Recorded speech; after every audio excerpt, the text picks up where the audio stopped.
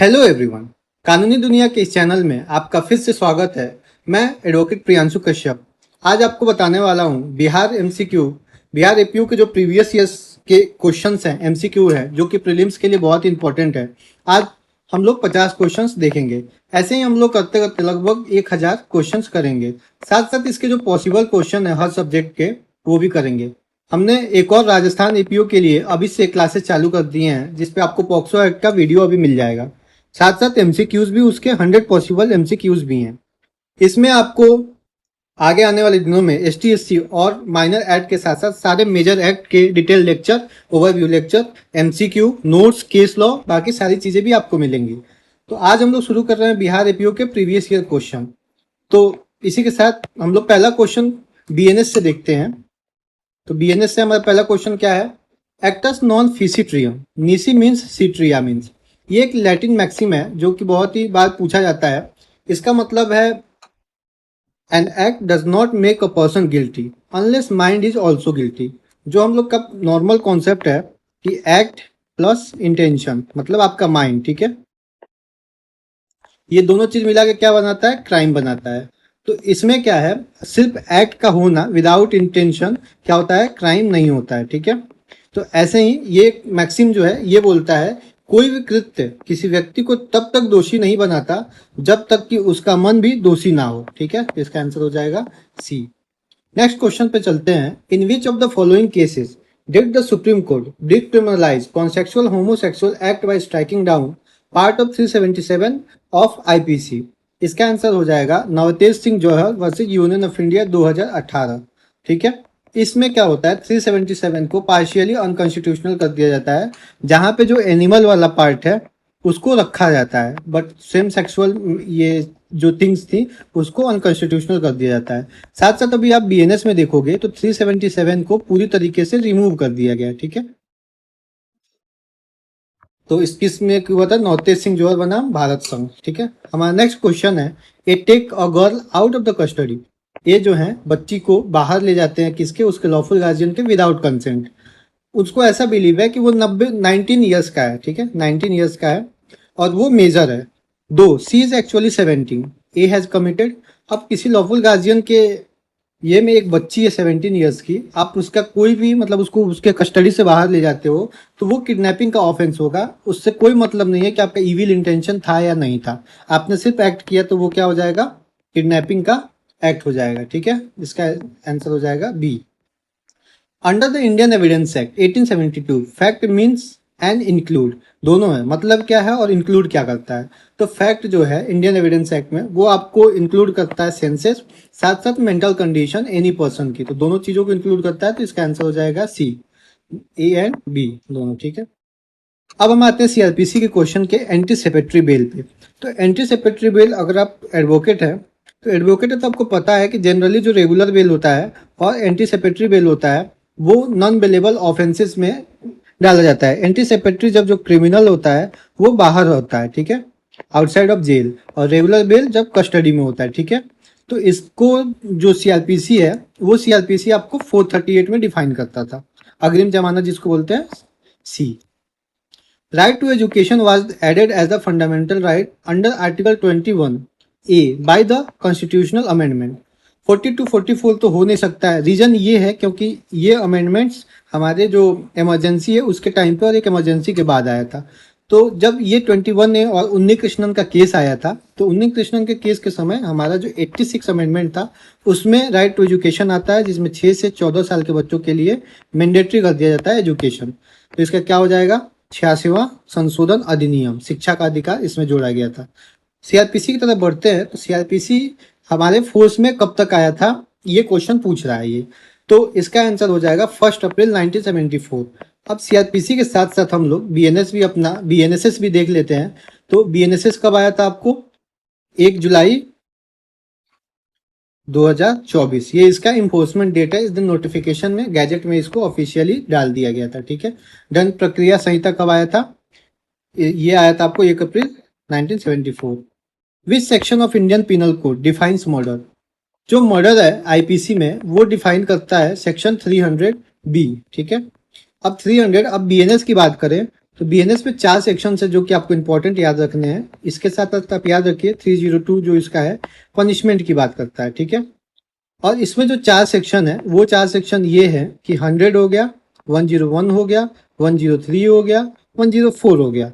100 होता है culpable homicide की बात करता है, 103 मर्डर के डेफिनेशन की बात करता है, साथ साथ 103 हो गया पनिशमेंट हो गया किसका, मर्डर का, और 104 सीएच का पनिशमेंट की बात करता है। तो जो हमारी हत्या का परिभाषित कौन सा एक्ट धारा करता है, धारा 300, ठीक है।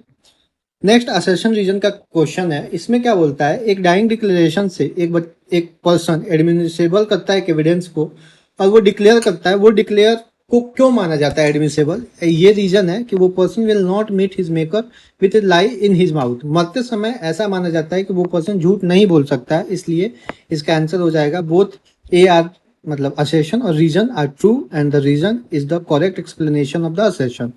जो मृत्युकालीन कथन साक्ष्य में स्वीकार्य है, यदि बयान देने वाले की उसके बाद मृत्यु हो जाती है तो ऐसा माना जाता है कि कोई भी व्यक्ति अपने भगवान से मुंह मतलब झूठ बोल के मिलना नहीं चाहेगा, इसलिए इसका आंसर हो जाएगा ए। नेक्स्ट क्वेश्चन है case of K M Nanavati versus state of Maharashtra. Landmark case है इसका, किसका, मर्डर का, ठीक है। तो मर्डर में सिर्फ मर्डर नहीं है, उसके 5 एक्सेप्शंस भी दिए हुए हैं। उसके एक एक्सेप्शन है ग्रेव एंड सडन प्रोवोकेशन, मतलब प्रकोपन, ठीक है, गंभीर और अचानक उकसाव, प्रकोपन। नेक्स्ट क्वेश्चन है ए कॉम्प्लिस is a competent witness against an accused person under which section of the Indian Evidence Act। तो इसका आंसर हो जाएगा 133। ये एक डायरेक्ट क्वेश्चन है।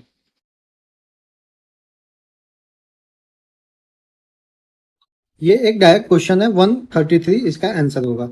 भारतीय साक्ष्य अधिनियम के किस धारा के तहत एक सह अपराधी आरोपी व्यक्ति के खिलाफ सक्षम गवाह होता है, धारा 133।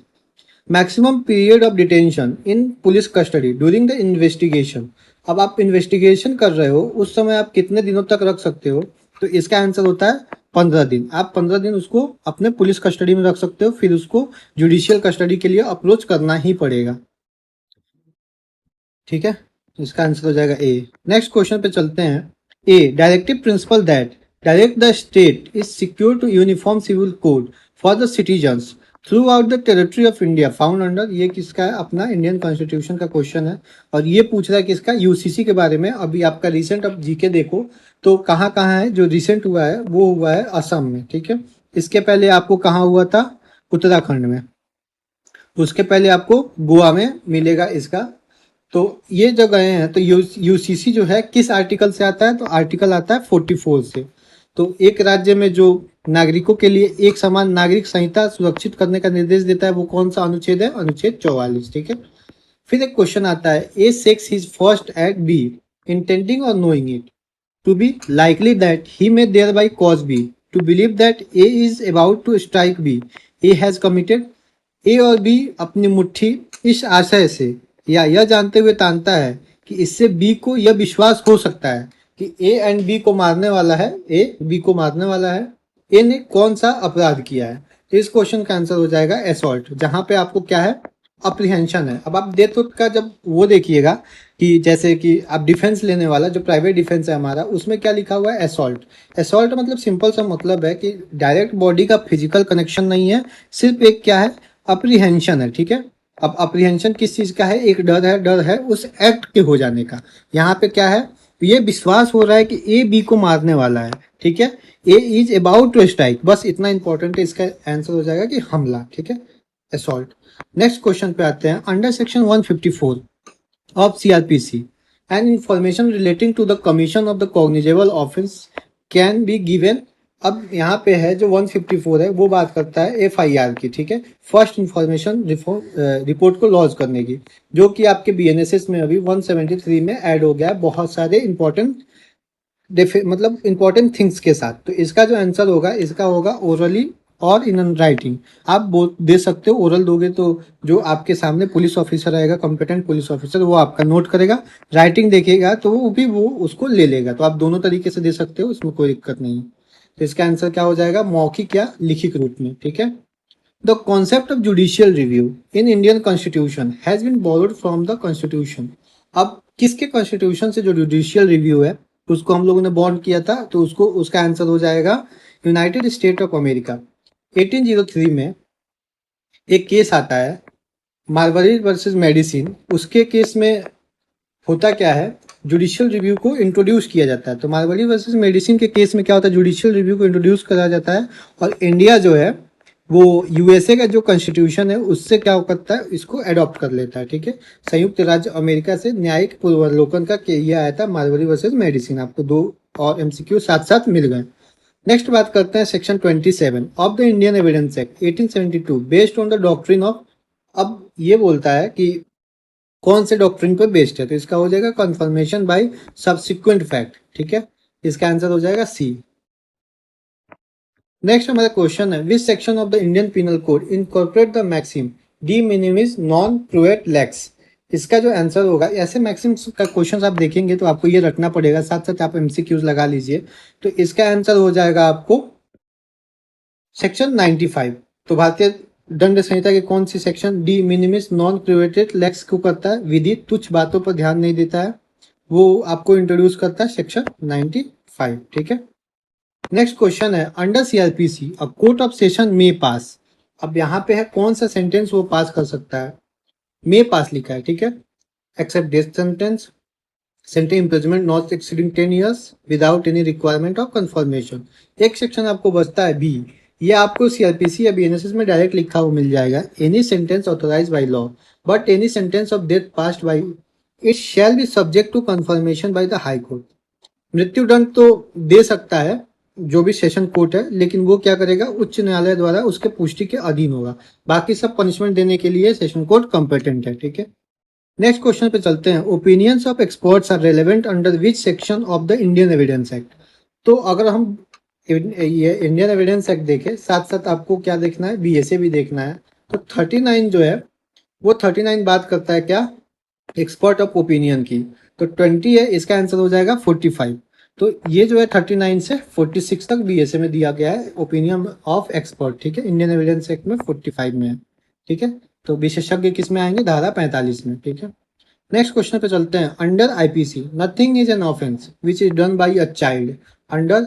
अब ये आईपीसी का पूछ रहा है, तो कौन सा, आईपीसी और बीएनएस में सेम एज दिया हुआ है जिसको हम लोग डॉली इनकपेक्स भी कहते हैं, डॉली इनकपेक्स भी कहते हैं, जो कि 7 साल से कम का बच्चा है वो क्या कर सकता है, क्राइम कंस्टिट्यूट कर ही नहीं सकता है। तो इसमें क्या हो जाएगा 7 years ऑफ एज। जो हमारा बीएनएस है, बीएनएस का जो सेक्शन 20 है वो बताता है कि 7 years से बिलो चाइल्ड जो है वो क्राइम कर ही नहीं सकता है। ठीक है, तो नेक्स्ट क्वेश्चन है supreme court of India establishes the guidelines regarding the sexual harassment eight women at workplace in the famous case of 1999 में एक केस आता है। वो केस बोलता है कि Vishakha versus state of Rajasthan भौरी देवी का एक केस आता है 1999 में, इसको 1997 भी आप लिखते हो, 1999 में एक्ट आया था, मतलब गाइडलाइंस आए थे। तो 1997 में एक केस आया था Vishakha versus state of Rajasthan, जिसमें भौरी देवी का केस था। और विशाखा जो है वो क्या है, एक एनजीओ टाइप में थी, तो वो एनजीओ केस करता है और उस पर गाइडलाइन आता है। और इसमें एक इम्पॉर्टेंट एक्ट बनता है, इसको कहते हैं पॉश एक्ट। ठीक है, पॉश एक्ट, इसको याद रखिएगा। तो सर्वोच्च न्यायालय किस केस में आया था, विशाखा बनाम राजस्थान राज्य। इस केस में आया था किसमें, महिलाओं के यौन उत्पीड़न के संबंध और दिशा निर्देश स्थापित किए गए थे। ठीक है, नेक्स्ट क्वेश्चन है और search warrant can be issue under which section of the criminal procedure code. अब सर्च वारंट किस एक्ट से आपको मिल सकता है, तो सेक्शन 93 में आप सर्च वारंट ले सकते हो। ठीक है, दंड प्रक्रिया संहिता के किस धारा के तहत तलाशी वारंट जारी किया जा सकता है, तो इसका हो जाएगा section 93। The total number of fundamental duty explicitly mention under 51A of the constitution of India. कितने आर्टिकल में ड्यूटीज मेंशन है 51A में, ये बताना है आपको। तो इसका आंसर क्या हो जाएगा बी। ठीक है, 11 ड्यूटीज आपके मेंशन है। ये ड्यूटीज को किससे ऐड किया गया था, 42 से। ठीक है, 42 अमेंडमेंट आया था, जो सीएए आया था उसको ऐड किया गया था। और जो 86 कॉन्स्टिट्यूशनल अमेंडमेंट आया था उससे 11 फंडामेंटल ड्यूटी को ऐड किया गया था। ठीक है, नेक्स्ट क्वेश्चन है हमारा, ये इसका आंसर हो जाएगा आपको 11। Presumption as the dowry death is provided under which section of the Indian evidence Act. अभी तो आपको ये जो है ये ए बी में मिलेगा, तो इसका 133 बी हो जाएगा। और आप बीएसए की बात करो तो वहां पे वो 118 तक पहुंच गया है, ठीक है। तो प्रिजम्पशन क्या होता है, अब एक बार देख लीजिए डाउरी डेथ में 7 ईयर्स, ठीक है। एक क्राइटेरिया बनाया गया है कि 7 ईयर्स मैरिज के उसके पहले किसी भी वाइफ की डेथ हो जाती है, न्यूली मैरिड वाइफ की डेथ हो जाती है, तो वो डेथ में क्या प्रिजम्पशन माना जाएगा, जो उसके हस्बैंड है एंड द रिलेटिव है वही लोग क्या है इसके एक्यूज है, ठीक है। और उसके दहेज के लिए ही हत्या हुई है, ये चीज प्रूव हो जाती है सेक्शन 113 बी से। दहेज मृत्यु में कौन सी धारा होगी, ये आपको धारा होगी 113 बी। नेक्स्ट है preparation of which of the following offences is punishable under Indian penal code. जो प्रिपरेशन है वो किस में पनिशेबल है, मर्डर में तो आप प्रिपरेशन मान लीजिए गन खरीद के भी रख लिए तो कोई फायदा नहीं है, थेफ्ट में भी नहीं है, एक्सटॉर्शन में भी नहीं है, सिर्फ प्रिपरेशन में कि हाँ फोन करूंगा, बंदूक है किसी को भेज दिया। पर आप किसी वेजिंग वार करते हो गवर्नमेंट ऑफ इंडिया के अगेंस्ट में, तो ये प्रिपरेशन क्या है, पनिशेबल है। तो भारत सरकार के विरुद्ध युद्ध को छेड़ना क्या है, भारतीय दंड संहिता के तहत निम्नलिखित अपराध तैयारी ही दंडनीय है, ठीक है। नेक्स्ट क्वेश्चन है every charge under the code of criminal procedure shall state, तो इसका आंसर हो जाएगा B specific name of the offence if given by law, ठीक है। दंड प्रक्रिया संहिता के तहत प्रत्येक आरोप में किसका उल्लेख होना चाहिए, जो भी अपराध पहले से दिया हुआ है उस लॉ में उसको लिखना पड़ेगा आपको, तो इसका आंसर हो जाएगा बी। फिर एक और असेशन रीजन के क्वेश्चन को हम लोग देखते हैं। Leading questions may be asked in cross examination 146 BSA, ठीक है। तो रीजन है इसका the purpose of cross examination is to test the credibility of accuracy of the witness, ठीक है। अब इसका आंसर क्या हो जाएगा, इसका आंसर हो जाएगा आपको ए। इसको हिंदी में एक बार देखते हैं। जो प्रति परीक्षा है क्रॉस एग्जामिनेशन में सूचक प्रश्न लीडिंग क्वेश्चन पूछे जा सकते हैं, कारण है प्रति परीक्षा का उद्देश्य गवाह की विश्वसनीयता और सटीकता का परीक्षण करना है। अब देखिए इसको कैसे लीडिंग क्वेश्चन पूछे जाते हैं, जैसे कि क्या आप वहां पे गए थे, तो वो जो पर्सन है वो बोलेगा यस, तो ये क्या हो गया, ये आपके यस जाना उसके फेवर में हो गया। तो आप ऐसे मतलब क्वेश्चन पूछ सकते हो, क्या आपने ऐसा किया था, हाँ। आपको ये नहीं पूछना है कि आप वहां पे क्या किए थे बताइए, नहीं, क्या आप वहां पे गए थे, ये लीडिंग क्वेश्चन हो गया कि आप लीड करना चाह रहे हो उसको उस क्वेश्चन से। अगर वो हाँ बोलता है तो वो फंस रहा है। ये क्रॉस एग्जामिनेशन के लिए एडवोकेट्स का बहुत बड़ा हथियार होता है। सेक्शन 146 जो है इसको डिफाइन करता है, ठीक है। तो इसका आंसर हो जाएगा ए। हमारा नेक्स्ट क्वेश्चन है the rule of res gestae section 4 of BSA, ठीक है, और section 6 of evidence act is content in which section of the Indian evidence Act. तो इसका आंसर हो जाएगा बी। रेस्ट जेस्चर का कॉन्सेप्ट है, ये कॉन्सेप्ट ऐसा है कि ट्रांजेक्शन को शो करता है, क्या कोई भी क्राइम उसी ट्रांजेक्शन में होता चला जा रहा है कि नहीं। अगर कोई भी क्राइम मतलब क्राइम के बाद ट्रांजेक्शनल चीजें होती हैं तो वो किस में आ जाएंगी, वो आपको रेस्ट जेस्चर के कॉन्सेप्ट में हो जाएंगी, ठीक है। जैसे इसमें एक केस है क्वीन वर्सेस अब्दुल्ला में, वो उसके गर्दन काटने के बाद जब उससे पूछा जाता है तो वो इशारों में बताती है, उंगली उठाती है कि इसने किया है। तो ये उस क्राइम के बाद पूछा जाने के बाद उंगली उठाना, उसके तरफ क्या देखना, ये क्या है, उस सेम पार्ट है, ठीक है, उसी पार्ट की कहानी है। तो इसका ये कॉन्सेप्ट है आपका रेस्ट जेस्चर का। तो एक ही सम व्यवहार में भाग होना किस में होगा, धारा 6 में, ठीक है, और 4 बीएसए, ठीक है। Which writ can be issued by a Supreme Court to quash the order of an inferior court or tribunal which has acted without jurisdiction। तो ऐसा करने पे कौन सा होगा, सशर्त, ठीक है। बिना क्षेत्राधिकार कार्य कोई भी न्यायालय करता है तो उसमें क्या होगा, उत्प्रेषण, ठीक है। नेक्स्ट क्वेश्चन है punishment for the definition under the Indian penal code is provided in, कौन से सेक्शन में जो डेफिनेशन है वो प्रोवाइडेड है, तो सेक्शन 500 में आपको डेफिनेशन प्रोवाइडेड है विथ एक्सप्लेनेशन एंड एक्सेप्शंस, ठीक है। ये सिविल प्लस क्रिमिनल दोनों है, इसमें आप इम्प्रिजमेंट भी ले सकते हो प्लस कंपनसेशन भी ले सकते हो, ठीक है। तो क्या आंसर हो जाएगा इसका, B. Under CrPC the power to direct further investigation after submission of police report lies within the magistrate, ठीक है। सीआरपीसी के तहत पुलिस रिपोर्ट जमा करने के बाद आगे की जांच फर्दर इन्वेस्टिगेशन का निर्देश देने की शक्ति किसके पास है, तो मजिस्ट्रेट के पास है। अगर मजिस्ट्रेट को ऐसा लगता है कि उसमें अभी भी जांच बाकी है तो वो क्या करेगा, उसको ऑर्डर देगा कि आप अभी इस जांच को और अच्छे से पूरा करके सबमिट कीजिए, ठीक है। तो हमारा नेक्स्ट क्वेश्चन है secondary evidence may be given in the absence of primary evidence under which section of the Indian evidence Act. तो इंडियन एविडेंस एक्ट का कौन सा सेक्शन ऐसा बोलता है, तो इसका आंसर हो जाएगा सेक्शन 65। तो भारतीय साक्ष्य अधिनियम का कौन सा धारा है, तो सेक्शन 65। नेक्स्ट क्वेश्चन पे चलते हैं।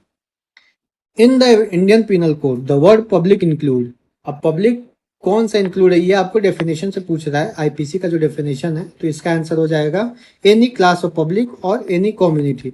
ये नहीं होगा। Person present in the public space only, citizen only, only only नहीं, कोई भी क्लास का पब्लिक हो या कम्युनिटी हो, वो क्या हो जाएगा, आपको पब्लिक के डेफिनेशन में आ जाएगा। जनता का कोई भी वर्ग या कोई भी समुदाय क्या हो जाएगा, आपको पब्लिक हो जाएगा, ठीक है, लोक हो जाएगा।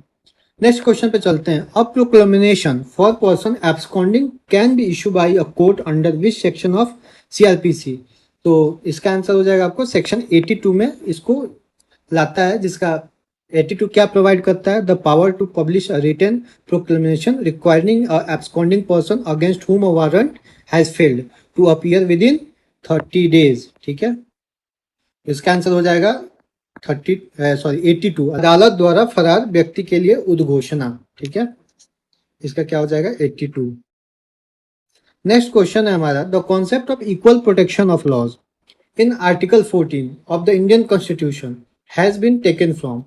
अब इक्वल प्रोटेक्शन ऑफ लॉ किस में आता है आपको, ये आपको आता है आर्टिकल 14 में, जो इक्वल प्रोटेक्शन ऑफ लॉ की बात करता है। इसका आंसर हो जाएगा आपको अमेरिकन कॉन्स्टिट्यूशन से इसको लिया गया था, ठीक है। भारतीय संविधान के अनुच्छेद 14 में कानूनों को समान संरक्षण की अवधारणा कहाँ से ली गई थी, अमेरिकन संविधान से। इक्वल प्रोटेक्शन ऑफ लॉ किसका है, एवी डाइसी का है, जिसमें 3 है, सुप्रीमेसी ऑफ लॉ और इक्वल प्रोटेक्शन और इक्वालिटी बिफोर लॉ, और तीसरा है आपको, देखिए, प्रीडोमिनेंस ऑफ लीगल स्पिरिट तो उनका है, लेकिन जो हमारा इंडिया है वो फॉलो करता है इक्वल राइट्स की, ठीक है, every person has a equal right. Next question की बात करें, विच section of Indian evidence act deal with the estoppel. अब स्टॉपल जो है वो किस सेक्शन में है, तो इसका आंसर हो जाएगा आपको section 115 of the Indian evidence act, ठीक है, 115। नेक्स्ट क्वेश्चन है, A instigates B to murder C, B refuses to do so, what offence and A committed. अब यहाँ पे तो कुछ हुआ नहीं, ना कोई क्राइम हुआ, सिर्फ उकसाया गया है, तो क्या इंस्टिगेट करना सिर्फ पनिशमेंट है। इसके लिए आपको 45 और 107 आईपीसी में जाना पड़ेगा। इसका ये 103 आईपीसी और बीएनएस में आपको जाना पड़ेगा। इसमें बोलता है 3 तरह से क्या हो सकता है, अबेटमेंट हो सकता है। तो अबेटमेंट कब होगा, तो ये अबेटमेंट तब होगा जब आप इंस्टिगेट करते हो, एड करते हो या कॉन्स्पायर करते हो, तीनों चीज में अबेटमेंट होगा। इससे कोई फर्क नहीं पड़ता है कि सामने वाला उस क्राइम को परफॉर्म कर रहा है या नहीं कर रहा है। तो इसका आंसर क्या हो जाएगा 38 का बी, ठीक है। नेक्स्ट क्वेश्चन है हमारा, इसका जो अबेटमेंट ऑफ कमिट सुसाइड है ये आपको 108 के एक्सप्लेनेशन में मिलेगा, ठीक है। हत्या करने का दुष्प्रेरण अबेटमेंट, ठीक है। Under CrPC security for the keeping the peace on the conviction on can be order for the period not exceeding, कितना एक्सीड नहीं होना चाहिए, इसका आंसर हो जाएगा 3 साल, ठीक है। सेक्शन 106 जो है सीआरपीसी का वो बात करता है कि कोर्ट ऑफ सेशन और magistrate of first class to order the convicted person to execute a bond to keep peace for the period not exceeding 3 years, ठीक है। कितना हो जाएगा 3 साल हो जाएगा। नेक्स्ट है, under section 122 of the Indian evidence act privileges are available for communication made during marriage, ठीक है। इसका आंसर हो जाएगा बी, मैरिज। इसका अगर एक्सप्लेनेशन की बात करें, जो सेक्शन 122 है एविडेंस एक्ट का, वो प्रोटेक्ट क्या करता है, matrimonial communication establishing that spouse can not be compelled to disclose statement made during the marriage. मतलब इसको क्या मिलता है, प्रिविलेज कम्युनिकेशन मिलता है। ये अगर नहीं भी बताया तो कोई दिक्कत नहीं है, साथ साथ आपको एडवोकेट होते हैं तो एडवोकेट को भी क्या मिलता है, प्रिविलेज कम्युनिकेशन मिलता है। भारतीय साक्ष्य अधिनियम की धारा 122 के तहत किसके दौरान किए गए संवाद के लिए विशेषाधिकार उपलब्ध है, इसमें क्या हो जाएगा, विवाह, ठीक है। नेक्स्ट क्वेश्चन पे चलते हैं, in which of the following cases did the Supreme Court lay down the principle governing common intention under section 34 of IPC. ये आपको डायरेक्ट केस पूछ रहा है, तो इस केस में इसका आंसर हो जाएगा डी, ठीक है।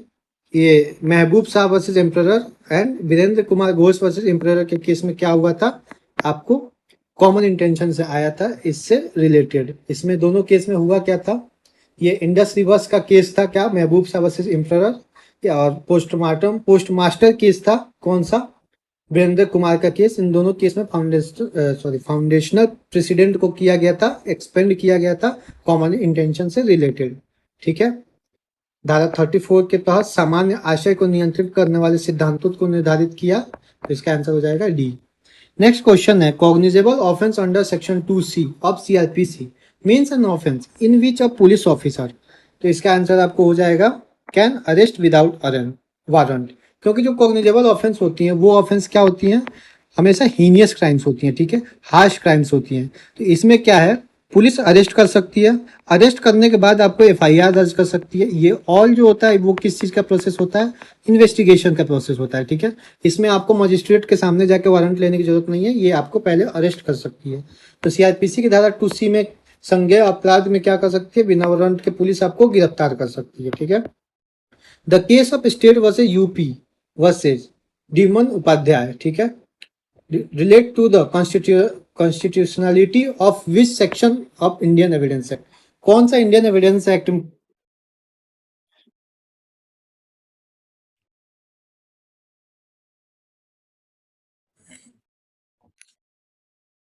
तो हम लोग चलते हैं नेक्स्ट पे। तो नेक्स्ट है the case of state of UP versus Deoman Upadhyaya. वहां पे कॉन्स्टिट्यूशनल वैलिडिटी चेक की गई थी, किसका, कौन सा एविडेंस एक्ट के सेक्शन का, यही आपका क्वेश्चन है। तो इसका हो जाएगा सेक्शन 27। ये जो केस है 1960 का केस है, और 1960 के केस में ये लैंडमार्क किसके है, 27 को इंडियन एविडेंस एक्ट को आर्टिकल 14 के बेसिस पे इसको चैलेंज किया गया था। ठीक है, तो इसका आंसर हो जाएगा सी। नेक्स्ट क्वेश्चन है, A put jewels into a box belonging to B with the intention that they may be found in that box and that this circumstances may cause B to convict to theft, A has. अब A क्या कर रहा है यहाँ पे, ए क्या कर रहा है, इस इरादे से आभूषण को रखता है कि बॉक्स में पाया जाए और इस परिस्थिति के कारण बी को चोरी के लिए दोषी ठहराया जाए।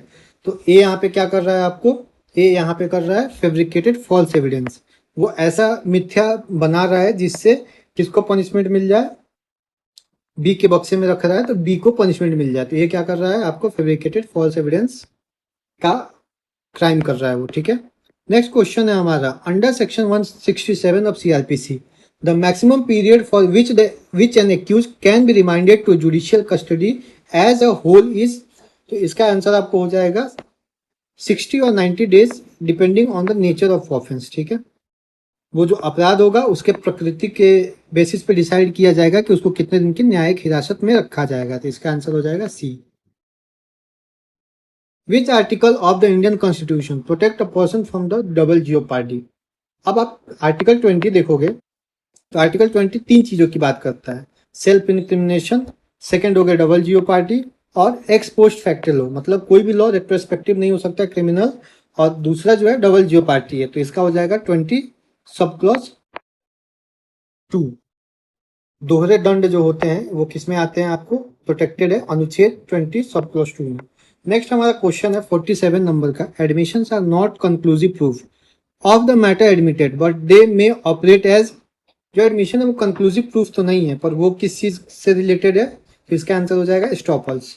अब स्टॉपल्स में क्या होता है, जो आपको सेक्शन 31 है इंडियन एविडेंस एक्ट का, वो स्टेज मतलब बोलता ये है कि admissions are not a conclusive proof of the matter admitted but they may operate as a estoppel under the provisions of the act.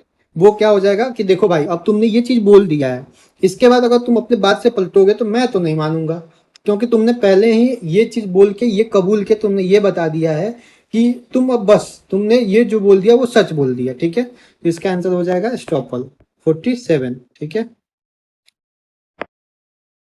Next हमारा जो क्वेश्चन है असेशन रीजन का है, in criminal trial the burden of proving the guilty of the accused is always on the prosecution, the accused is presumed to be innocent until proven guilty.